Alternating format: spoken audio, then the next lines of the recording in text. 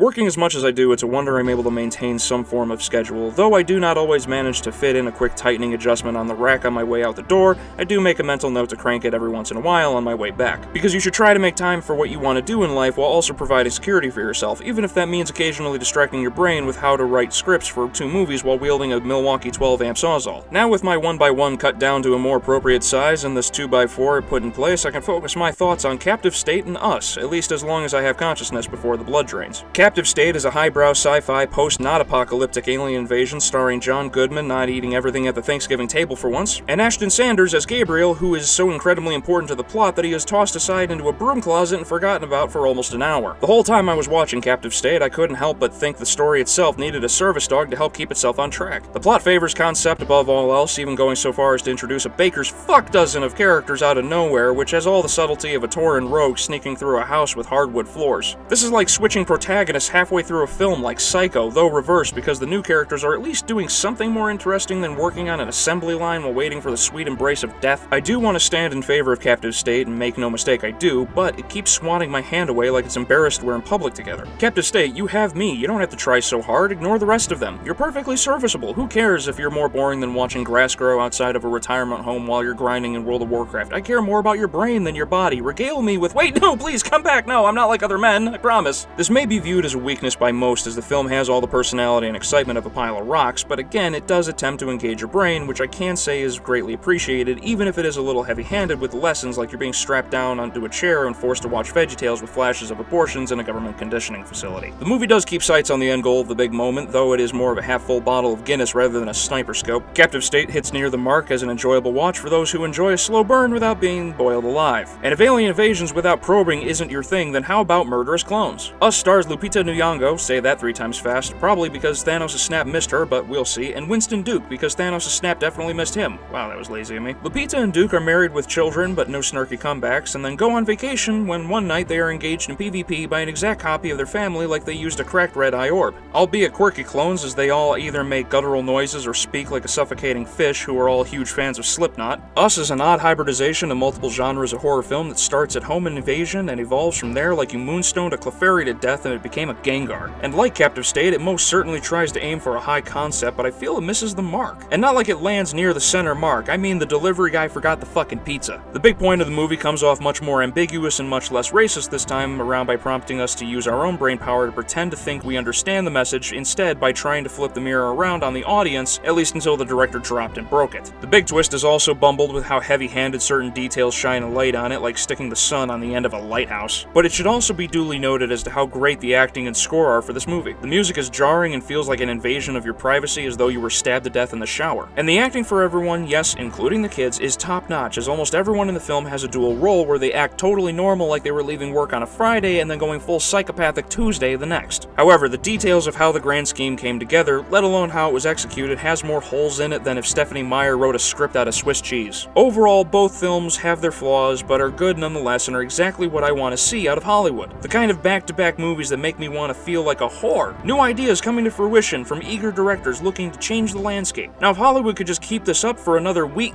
God damn it, Hollywood!